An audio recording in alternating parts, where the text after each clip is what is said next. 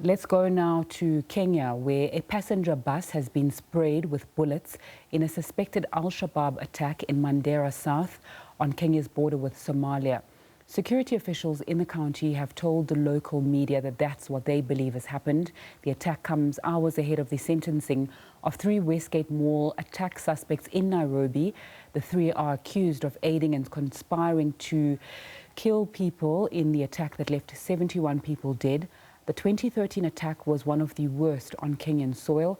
For the latest on this breaking story, we cross now to our SABC correspondent in Kenya. Very good afternoon to you, Sarah Kimani. What do we know?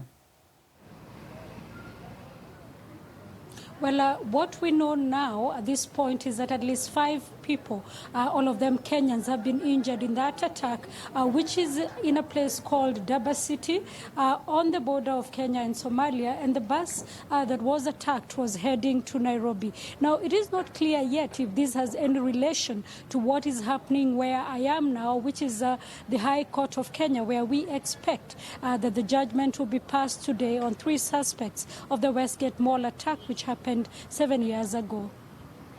Sarah, we know that last year in December in Mandera as well, there was another bus attack where at least 11 people were shot. Tell us more about these type of attacks that are taking place in Kenya.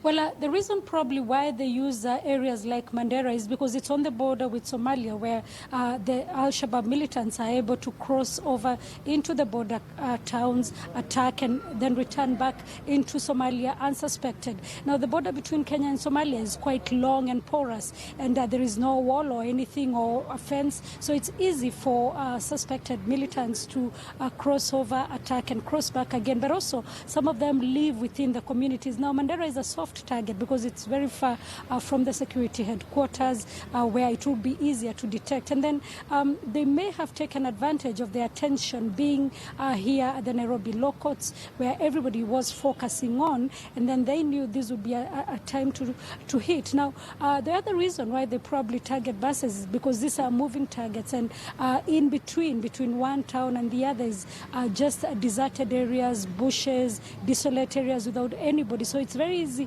for the attackers to hide in the bushes and then carry out the attacks at any time.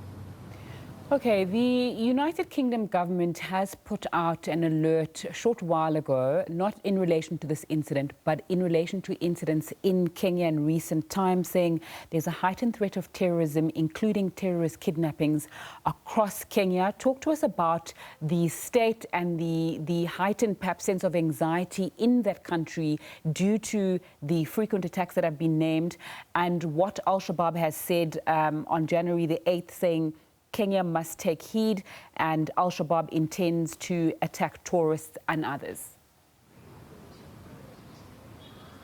Well, just a few days ago, Kenya's President Uhuru Kenyatta told a meeting and a press conference in France, Paris, that Kenya will not be pulling out its troops out of Somalia. That form of defiance also sometimes irks the Al-Shabaab militant group, and it is seen to retaliate to such information, because one of the reasons why they have been targeting Kenya or fighting Kenyans is because they insist that Kenya must pull out its troops out of Somalia. But it's not only Kenya that is in Somalia. There is Burundi, there is Uganda, there is Sierra Leone, but for some reason Kenya becomes a target because it's on the border with Somalia. There is also, it's just 7 years last month since the attack on the Westgate Mall, and so they would want, if you speak to security experts, the Al-Shabaab militants would want to use that to remind Kenyans and to remind the international community of their presence and their audacity to carry out attacks still inside the country, whether it is in the borders or whether it is inside the capital. And so it is likely then this kind of travel advisories will be given by the international community from time to time. Away from the Al-Shabaab militant attack, there has been a heightened political tensions as the country approaches the 2022 elections. Just on Sunday, there was fighting and 2 people lost their lives in the central part of the country when rival groups between the Deputy President, William Ruto, and other people allied to President Kenyatta faced off. So probably one of the reasons then reason why this is coming out now, the travel advisories. But when you walk into the country, everything seems to be normal. COVID checks and security checks now, some of the checks that you will experience if you are entering any public place in the country. Let's go back to that Westgate Mall attack, Sarah. You are waiting to find out what's happening in court. What do we know is happening there?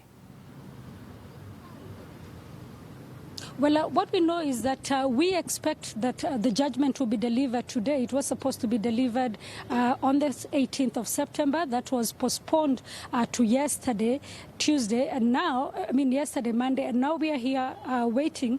We have been waiting since morning. The earlier reports had been that it will be at 2 p.m. It's now way past 2 p.m., I think going to 3 p.m. We understand that the magistrate has again postponed that to 4 p.m. We do not know if it is going to happen. On the dock are 3 suspects. Initially, when the case started, there were 4, but one of them was acquitted. And these 3, Chief Magistrate Francis Andai says they have a case to answer.